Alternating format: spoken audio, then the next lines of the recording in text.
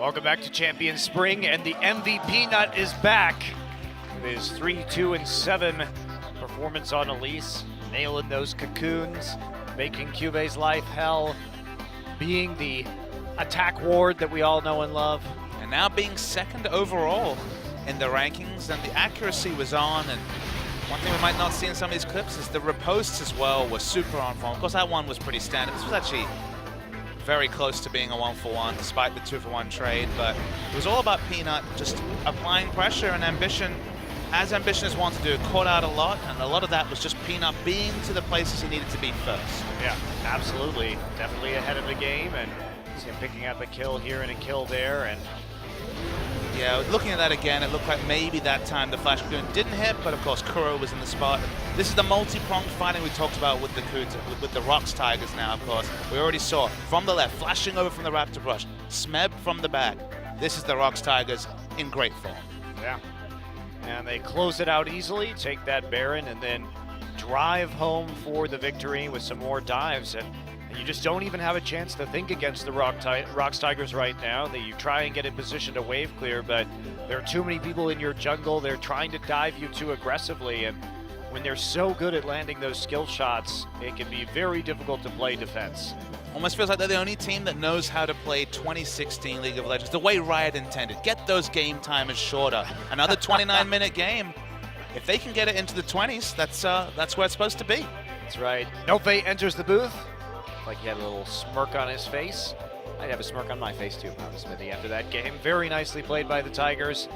And we are going to be heading into our second game of the night. Tigers will be on the red side. Samsung flip over to blue. And there's the Nidalee ban once again versus Peanuts. Champion with all that movement speed between, of course, just a movement speed in Cougar form, and of course Runic Echo now giving the extra 10% movement speed. If you pick up the Herald buff, you're getting another 10%. Just the fact that Peanut is always there on some of these slower champions. Nidalee and her early game pressure with an early game jungler, too much for most teams to handle. Yeah, Corki actually banned out this game by the Tigers, so not going for the same Kalista ban they went for last time. Samsung, I think, desperate to pick up first pick Poppy. That's another champion that Cuve has shown a lot on, was the Poppy. Well, they're going to force a choice, though, probably between Kalista and the Poppy pick, unless they want to give one of those over for free. I think Kalista's probably fine. CoreJJ's almost exclusively played Lucian, so yep, they're going to ban it. Not going to ban. That's surprising to me, at least, and I think Poppy first pick is a natural fit. But you give the Alistar over again to the Tigers, and that just fits into their playstyle. The GP comes out. It actually wasn't picked or banned. We didn't even mention that in the first game of this series, but now the Tigers decide Alistar and Gangplank, way to go. That is in place of a potential other top lane carry. There's of course the chance that we see mid lane Gangplank, but we'll wait to see how the draft develops. Samsung's getting a lot of their priority champions. These are the sort of champions they do very well on, and now you're pairing the Poppy with the very safe wave clear from the Victor. Ambition's now moving to the Elise. Looking like a strong draft from Samsung. Yeah, but they can play Lucian. They can play the Graves again here if they want to go for some please, the huge Graves burst. I would love to see play the Graves again. Play Trundle in the top lane. GP Trundle, the split pushing dream, Papa Smithy. I've been talking to a lot of analysts about just safe lanes or winning lanes against Poppy, and no one really has a standout winning lane, but Trundle top, we saw it yesterday in Champions, seems to be one of those situations where the base damages aren't really high enough and you can kind of shrug them off and split push the Poppy in all day. Will we actually see a Nocturne? Now, Clearlove did play this over in China, but just the Graves, and that's still a big treat. Look, I like the Nocturne TF combo that EDG ran. I thought it was very well executed by them, but I would not play GP Nocturne. That's a little too much scaling. That's like, hello, would you like to kill me in my jungle in the early game? Yes, I would like to do that. Look, to me, a team with Clearlove playing TF Nocturne is whimsical. It's back to Season 2 again. I wonder where good old Messiah is, but you're right. Feels like the Nocturne's not quite there yet. I feel it's one tweak away from being a popular jungler, but the Graves certainly right in the middle of the wheelhouse of Peanut and the meta. I don't know if I'd want to be running Nocturne in a meta where Nidalee and Graves and Kindred can just walk into your jungle and kill you, but There is that. His base stats aren't the highest, and we were expecting the GP to go top, and Kuro on the LeBlanc. Now, one of Kuro's biggest weaknesses as a player that we saw throughout most of 2015 was inability to apply good lane pressure on any champion outside of Victor, but his LeBlanc stats this season have actually rivaled his Victor stats. He's really been on form with the LeBlanc, so gonna go for actually the counter matchup into Victor and try and punish the Victor early. and we haven't really seen that much LeBlanc this season. No. It really came in hard in the first week of competition and then fell off pretty rapidly after that, so this will be the first time this week we have had a LeBlanc pick. And GP in the hands of Smeb in the top side, they have some crazy burst in the late game and in the mid game and in the early game. Burst is something they have. Wave clear is something that's a little bit more difficult. The one thing you can say is that Graves for junglers actually does provide a lot of wave clear, and Lucian is decent in that area as well. But the moment you lock in the LeBlanc, it's a little bit harder on the wave clear front. So can they buy that time for Smeb? Because Poppy and Elise can certainly go to town on this game playing oranges or no. Yeah, that's going to be the trick. We did see the Peanut camp in the first game. The Peanut camp. The Peanut camp. It's like the Peanut Gallery, but outside in the jungle. We're the Peanut Gallery for the ROX Tigers games, Monty. We are. And all the fans are too. The Peanut Gallery, the one time it's actually a good thing is when you're watching the ROX Tigers. And the story this season for sure. Crown's actually taken Ignite. Interesting. Yeah, wow, going very aggressive against this LeBlanc. Those mid laners with the Ignite. Gorilla taking it as well. And the Trundle now for the disengage. And you know, after that last game and all the turret dives, all the aggression, can't really fault them for trying to play some more disengage with the Trundle. We're going to get into game 2. Samsung against the ROX Tigers starts right now. Mother Nature, everybody wants to lose.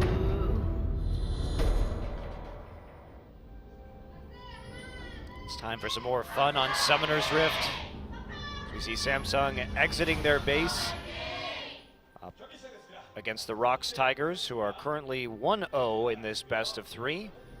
Going back to a Kuro staple for a long time, the LeBlanc, one of his champions that he has played quite a bit of over the years. One of those spots where LeBlanc and Cassidy would have been considered, both of them in Kuro's wheelhouse, but Cassidy's certainly been an edge of the meta pick, and it feels like LeBlanc is doing his assassination job a little bit more reliably than Cassidy can pull off. Well, Crown is going to have to be very careful. If he gets hit by a binding and the Grave swings through. I mean, on the other side of the coin as well, you can say that, especially early game, plenty of magic damage coming out of the Elise. Jungle attention in the mid with no cleanses, with no teleports. Fighting words across the rift from both teams. This will be Kuro's 19th professional game on LeBlanc, currently 11-7 overall. So fairly respectable stats. It is his 4th most played champion of all time. I believe he's 2-0 this season and a greater than 10 KDA, so certainly been a strong pick for him. Hey, compared to that to Victor, though, we see the Victor priority obviously in this game, but all time Victor is his most played champion, and he is a combined 21-5. So over 80% win rate, and that is why you do not give Victor to Kuro. He even includes his IEM stats as well, where he did play it once at World Championship a year ago. Victor has always been his specialty. He was undefeated, or close to undefeated, for a very, very long time. Yeah, he actually had 0 losses, I think, heading into IEM. 12 or 13, I think, was the streak from memory, but eventually was shut down. Wraith coming in. Checking out the enemy jungle right now, as we do have the lane swap. Samsung going to take the top side, and Wraith just popping that frozen domain and going for a few auto attacks. Peanut already has red buff, going to miss the second hit on the Q. Kuro is here, and they're continuing to run after him, but Wraith does make it out. Gorilla comes up into the mid lane, and now is going to head back to the bottom side. But this Trundle is being very annoying, and he is delaying the attempt here to take down this turret. So we'll see how fast they can take down the turret in the top side now and whether Samsung can swap back quickly. The moment that ROX Tigers pivoted from trying to power down those camps to trying to kill the Trundle, you're right. The timer when it comes to getting to lane and bottom lane has been heavily delayed. At this point, they're certainly in no rush whatsoever. So if Samsung can take this turret quickly, and they do have the Tristana, and get bot, there is a scenario where ROX Tigers won't pick up the answering turret. They're trying to force it now, but it's going to be close. Yeah, definitely going to be a little bit of a close call here, and the Tigers may also have to not get an ideal wave bounce off the turret if they're forced to take it down too quickly for fear of not taking it down at all. And that top turret should be pretty close to dying right now. We do see an early recall from Wraith, and that'll be it. So dual lane is recalling at the moment. They do have an edge in this lane swap, and now Tigers have to wait for another wave. So we'll get it. That much is for certain, but will they get the bounce, as you mentioned? Trundle could have moved towards bot quicker, but ended up waiting for an item. Yeah, they held up in their own base right there, so not trying to force an advantage out of that bottom side, and instead doing a very safe three-man group up into the bottom lane, but that will allow the Tigers to get the wave back on their side of the map. Interesting to think about conceptualized lane swaps in the 2016 season. When we have seen this fast lane swap players, Wraith is doing his best to harass Smeb out of last hit range, but when we have seen these multiple lane swaps, when we've seen top and bot turret down, all it's succeeded in doing is really dragging out the early game to mid-game phase. And it feels like mid-game really hits when all those outer turrets are down, and mid-lane outer turret in particular has been heavily delayed when we've seen these lane swaps. It's harder to make those assertive roams that people like Gorilla love to do. Yeah. Can't go through the middle of the map, does make it more challenging, can't get in the deep wards as reliably. Now the one thing that lane swap did do was it gave Poppy a lot of free time and free CS in the top lane because... Look at this, Smeb's just picking up wolves, he can't even enter lane. Yeah, so that's the issue that we've seen, and now the fast push coming down, Ambition joining up once again, so they bought time here for Cuvée as a result of Prey and Gorilla being in the lane just a little bit longer, and that meant that Core JJ and Wraith were there as soon as the normal farming period for the top laner would begin. So they do get something out of it. Peanut will have to join up to match the turret damage right now, and Samsung going to move into the Dragon. So Samsung just a step ahead of the lane swap, accruing these very minor advantages, and that's all due to Wraith's delay. Very nicely played early on by this Trundle. It is fun how you can track back to one contesting of the Raptor camp led to this flow-on effect that now is extra objectives for Samsung compared to what ROX Tigers can pick up. Really good lane swap, and that's a great example of how you can snowball an advantage into much larger things, and how all of these players have to understand the complexities of the lane swap and what is and is not possible. And it also changes, of course, with the champions that you select. Easier to take the Dragon with the Elise, easier to take these turrets quickly or by themselves with the Tristana. And so be careful, he's only level 4. Yeah, he's actually going to get bursted, has to use his flash. A little bit greedy, but they do answer turret for turret. Even gold, that means, but where are the advantages? It's on the Poppy, and the Gangplank going to be even slower in this game to get rolling. That said, Prey did get the CS advantage by farming out some more of these waves and being less aggressive about pushing the turrets.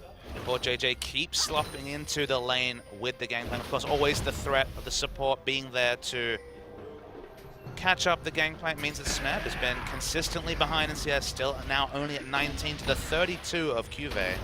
Look at these lane assignments too coming from the Tigers. Looks like they're kind of just leaving Smeb out to dry this game. They sent him into the top with the very long lane against the Tristana. Of course, that will push automatically due to the explosive charge, but the lane that was pushing towards them already, the Lucian, is going to grab. So Prey getting a little bit more priority in this game. We do see Samsung playing around their Tristana right now, trying to set up the vision and take away this red buff. You might expect to see Samsung, first they're going to pick up the red buff. Of course, they are setting up around the Gangplank. Because of that auto pushing, turret dive certainly looks like a very juicy option, and we need to see the ROX Tigers sending multiple members, and yeah, you can see Gorilla there already. Peanut shadowing as well, because turret diving this big wave would be a further punishment for Smeb, who spent so much of this game just picking up walls, picking up scraps whenever he can. Yeah, and Samsung, they took the Dragon first earlier on. Now they find themselves being able to get the Rift Herald. See, looks like Ambition will be the one gifted the buff. Just keep tracking back, of course. Usually when we see lane swaps leading into Dragons, the answer is the Rift Herald, but there was no time for ROX Tigers to pick up that objective, so now both neutrals have gone over to Samsung, despite the fact there's been no kills this game. Yeah. Still has been very... Well, he's not going to clear out the pink ward, unfortunately. Prey doesn't realize that it's in Tri-Brush before he recalls. And yeah, the Samsung playing it very clean and just picking up small advantages here and there. Funny thing is that from all this lane swap play that again Samsung's been more decisive about, the big loser, you know, on the one hand you'd obviously say it's Smeb, but I think the other big loser is Peanut, because his usual pressure game, his usual 1v1 against the enemy jungler, disregard the lanes or just have the lanes back him up as he uses his bravado, hasn't been a factor because he's just been second to react to the macro play from Samsung. Definitely fallen behind, and he's had to do a little bit more counter jungling this game as a result of these deep turrets going down, but not without, or not with rather, the ability to get the vision or actually contest these objectives, simply just trying to mirror Ambition. Smeb's been able to pick up a lot of CS when Tristana swapped back down to bottom lane, so actually he's ahead of Poppy out of nowhere. Well, they did push the lane up, and then the counterplay there from the Tigers, where they joined up under the top tier 2, meant that Smeb, with the help of his teammates, could actually pick up that wave. So no dive, good reaction, and now he's got that wave moving all the way back across the map. But Poppy will get right back in the lead again. But here we go, and there's Core. He's going to jump out with that rocket jump right away. Wraith is coming through, but they're going to get cut off by the GP ultimate, and Prey there is going to pick up the first blood. Peanut walking forward. He's looking for Wraith right now, and he's going to get it. They couldn't actually get in front of that in time. Cuvee comes down only to die as Kuro gets another kill. That GP ult again doing work, and you can see once again that coordination. Gorilla using the flash and his pole and his headbutt to set up a kill immediately as the roam comes through, and Smeb there uses his ultimate to get an advantage. We're going to see the replay, as you mentioned, just how much space is controlled by the Gangplank ultimate. Kuro was so smart, realized the first kill was going to come down, changed targets onto Wraith. That's why they picked up the kill with the snipe from Peanut. You can cancel that teleport if you're Gangplank, and the big story here is actually happening off screen. We mentioned Gangplank to start as Prey just going to die, stayed too long, but Gangplank just stayed top. He kept CSing, he kept picking up farm, he didn't have to use his teleport, he ended up cancelling and so have the slightly shorter cooldown, but in so many ways, ROX Tigers picked up multiple advantages and undid a lot of the good work by Samsung in the first 10 minutes. Ambition, props to him though. He tried to repel in front of the Graves to take the collateral damage so that perhaps he could not only escape but save Wraith in that particular instance, but unfortunately it was just a hair too late.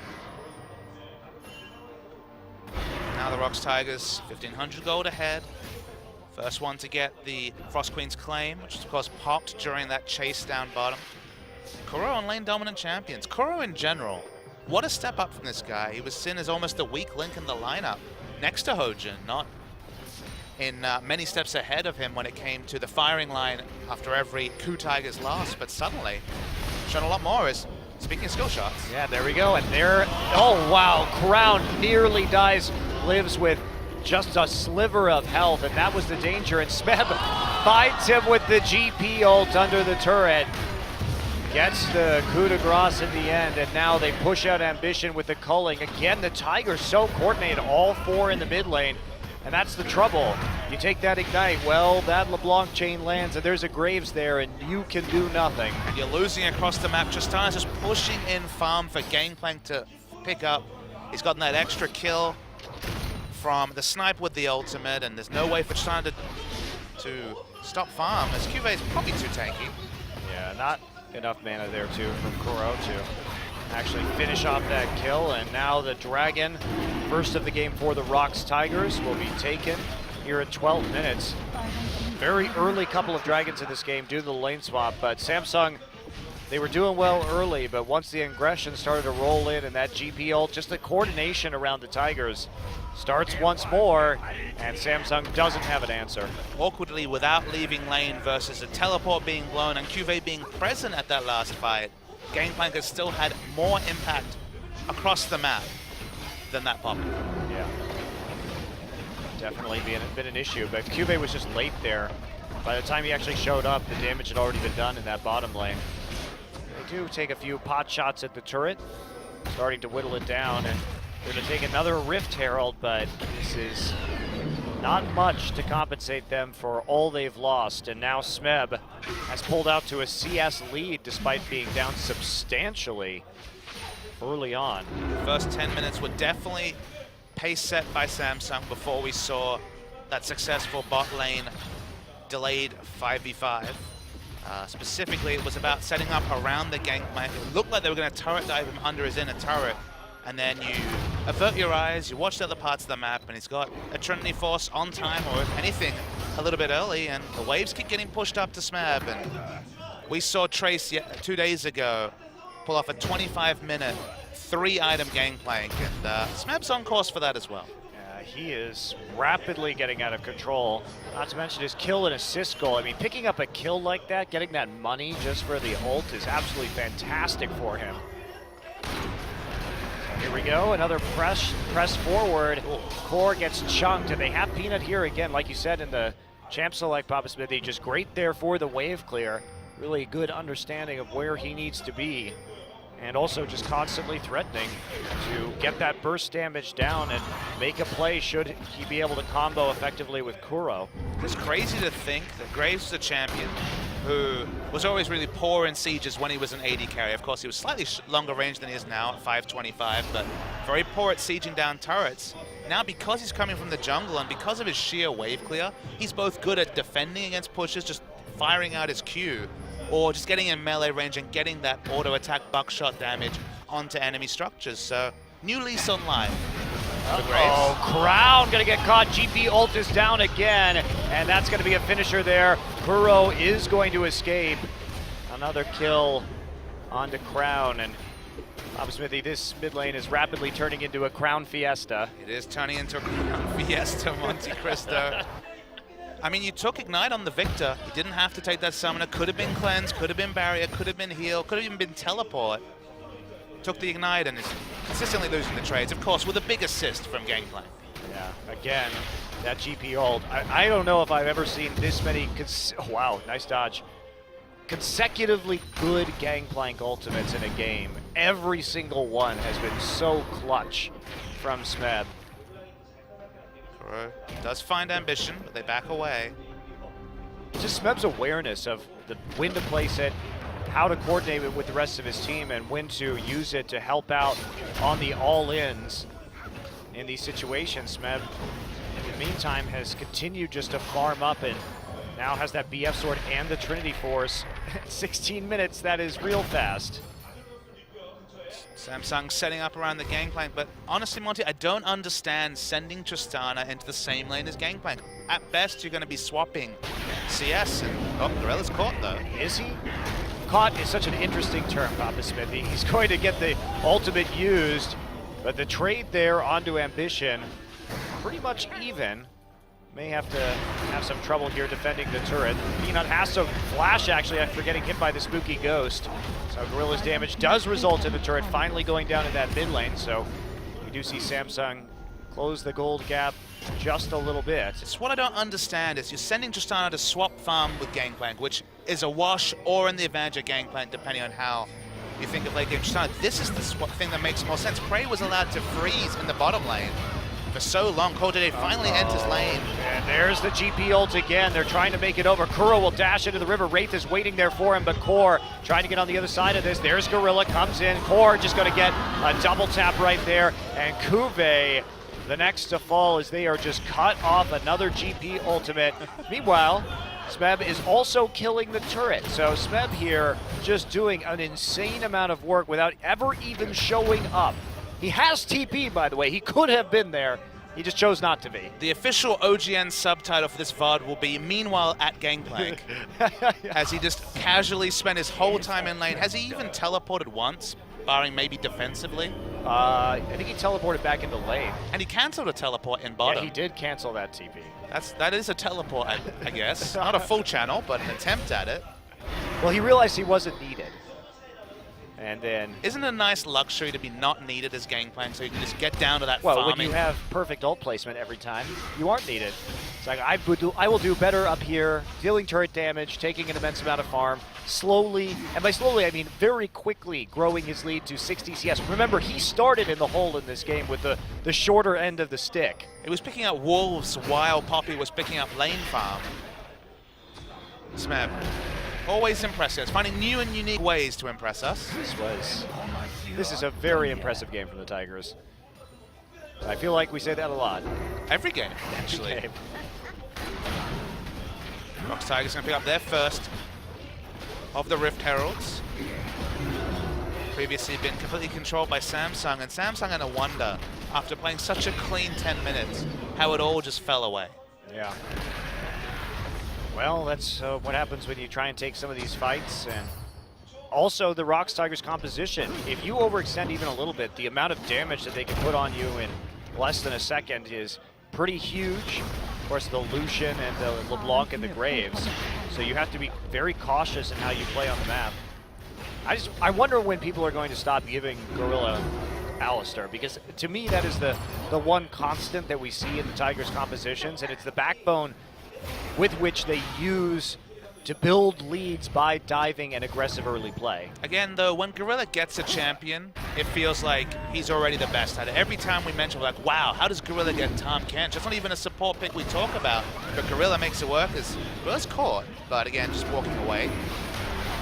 And there we go. Peanut will secure that dragon. He's a little bit low on the front line. Kuve there is going to take the Mimic Death, and now Gorilla comes in for a little bit of zone. Barrels are being laid down. Forces the flash, actually, from Raid. Kuro's not done. Chain will miss. And there you go. ROX Tigers, once again, 2 for 0 and a dragon in the end as they just charge forward into the enemy. And look at this, Bobby Smithy. They have a nice little wave there on the bottom side. They have access to the red buff. Wraith is trying to sit there, but they'll quickly chase him off with some barrels. One thing about ROX Tigers drafts, which again have been both amusing and smart throughout the course of their soon-to-be 5 wins on the trot, they either get Victor for Kuro or they pick up Alistar for Gorilla. And you might think, okay, what's the relevance there? It's that so many games have been the stall-out fest, as you're already impressed by the damage coming out from the barrels. But so many games have been stalled by Victor, who's another champion that's been almost ever-present this season. Think about Alistar. Walks behind the Victor, walks behind the turret that he's so easily wave-clearing around, and just punts him out and kills him. So that Alistar's doing so much work to break what has been some really drawn-out mid-games. And whether you have the Victor or you can account for it, ROX Tigers look great. Absolutely. I don't understand Gangplank. So he has all these cannons at his command. Yeah, there's a ship just off the course of the map. Right, but isn't this on top of a mountain? Those are some pretty impressive cannons, especially when they rain down directly. Funnily enough, if you actually, I mean, we can't actually direct the observer, but if you go right to the top left corner, you can see water, you can see... Yeah, way down there. That's where the cannons are coming from. The cannonballs are falling directly from the sky, too. Oh, Peanut caught out. He is going to get hit by that explosive charge, and he's going to try and back out, but there's the kill. Smeb here now does actually use his teleport. There's some barrels. There's a flash forward from Gorilla and the knock up, and there you go. 1 kill for Prey as Kuro comes over the wall. Ambition, though, finishes it up onto Kuro. Prey now caught in the cocoon. Have they overextended this time? And yeah, nice series of kills there from Samsung. Smeb going to have to play defensively. Can't actually get the barrel off, and so he is going to have to beat a retreat on the heels of Gorilla. And Samsung now, can they do something with this advantage? Their waves are not in the best locations.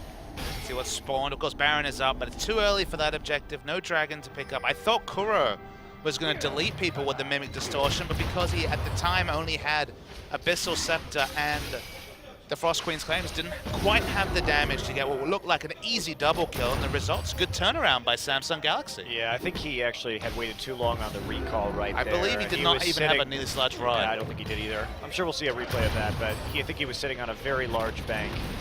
Well, no, we won't. Yeah, Peanut got deleted, even through the extra Mamoria's shield, but I think the big thing is this should have been multiple kills, but it's actually only about 300 damage on the Mimic Distortion. Samsung live, and Samsung finally get a window back into a game that, again, they did really well at the start, but 13 minutes of ROX Tigers playing at their best has put them right back behind, 5K gold behind the ROX Tigers. Yeah. But fortunately for them, at least they drug out the TP in addition to the kills, so now they can buy themselves some breathing room and have this Poppy start to farm out these big waves in the bottom, closing that gold gap just a little bit. Yes, breathing room for Smeb to flame Horizon a little bit slower. Well, we have to start somewhere. Ambition there. Double Q. And... oh! He died in the stratosphere. Yeah, the damage registered, the Ignite was at the last second, and got burned to death. Burned to death in the sky. Okay, well, with that kill, the Tigers have some opportunities to auto this turret. Gorilla does the headbutt pull just as a zoning move right there. Can't quite catch anybody, but he does allow them to defend. Okay, by Core, and that'll be an inhibitor for free as Smeb sets up the barrels for some further zoning, and they will saunter out of the base as they take 2 kills for none and the first inhibitor of the game. The damage calculation from Core JJ based on that last Mimic Distortion certainly not reflected when the Luden's Echo was completed. A casual QR into instant kill on the half-health Tristana, and Kuro. He's just piling on those kills, Monty. He's got the most kills this season. He's got 6 more this game. He's doing his thing. And remember, some of those games are on champions like Lulu, on more defensive laners, and still, he's been all over those scoreboards. Yeah, just been going off. 1 minute until Dragon should be certainly in the Tigers' hands unless they try and play around the Baron right as this spawn happens, but it looks like they're not going to take any chances, just go back in. One thing I want to talk about build-wise is what Peanut's doing here. So, of course, we've seen a lot of jungle graves, specifically this week. It's all been about the Ghostblade second, the snowball Ghostblade after you finish the Warrior chat. This time, though, more of Malmortius and soon-to-be Sterix Gage. You look at this lineup, it's only Alistair as a pseudo-tank. They don't have another frontliner. This is the frontline Graves build where you get a magic damage shield, you get a percentage health shield, and then if you're just keeping the fight going, you're going to get those quick draw resets, get those extra resists. Peanut is effectively the true tank of this team, and he does a bit of damage as well. Yeah, I like that adaptation, though. Like you're saying, especially if they don't have Gorilla's ultimate up, it could be a huge game changer. So not going full aggressive. They certainly don't need any more damage in the late game. Crown! Oh no. Well, he gets the kill in return. Actually gets the shutdown gold there, so that'll be nice. Not a bad 1-for-1 trade. Will Peanut be able to get a lot of turret damage? Get a lot of damage, but not quite enough. Culling used. Dragon is back up right now, Smeb. Doing a little bit of dueling here with Cuvée. Ambition is going to find him on the side and forces flash. Actually, was flashed away from the instant cast ultimate from Cuvée, who did use it just there, but wasn't in range. Oh, there we go. Core gets turret dove again. A little bit too close, and he pays the price. Gorilla is so good at surprising people with his flash combo. It's happened again and again. He gets on you incredibly quickly. Core never really had a chance even to get out of that one, and that will mean another inhibitor for the Tigers. They just go for the inhib. It wasn't Dragon, Bob Smithy, it wasn't Baron, it was mid inhibitor instead. It's never objectives. They are never forced to things as menial as 5th Dragon or fighting around Baron. They create their map pressure, they take everything. Now it's going to be the blue buff as well. The anti-KT rollster in week 1. That's the way I like it. Quick, fast, and explosive. Hey, KT was very explosive this week. That's true. I think they took some notes from the ROX Tigers. Yeah, definitely following in their footsteps. So Scuttle Crab now for Smeb. Let's go ahead, hit with those barrels. So my question about Gangplank, though, is out of all the weapons you could take off of a ship, why would you take barrels full of gunpowder that you have to shoot?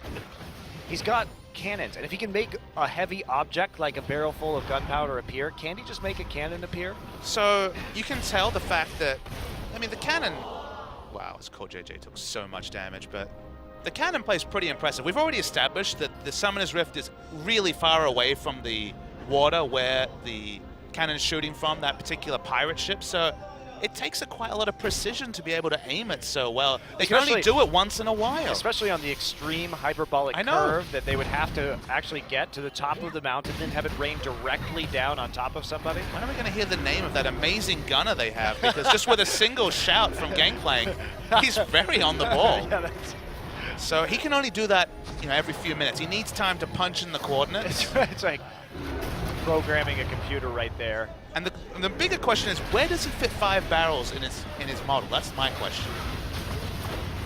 All right, well, back to the engage. Gorilla going to stop any counter engage. There's the GP ultimate. Core is getting very low already. Has to get out of that one with his flash crown now on the run, but Kuro will take the kill, just sliding forward with the damage and not going to pick up any other. Oh, I lied, Papa Smithy. The second proc on the chains will do enough as he gets through the fountain healing, and the Tigers now once again just going to take an easy win. Another sub 29-minute win as the Nexus explodes. They don't need a Baron, and that's just going to be it. So very impressive play there from the Tigers. And they turn it on so quickly. Remember, they hardly lost the macro game in the first 10 minutes. If anything, they gave Samsung a 10-minute head start.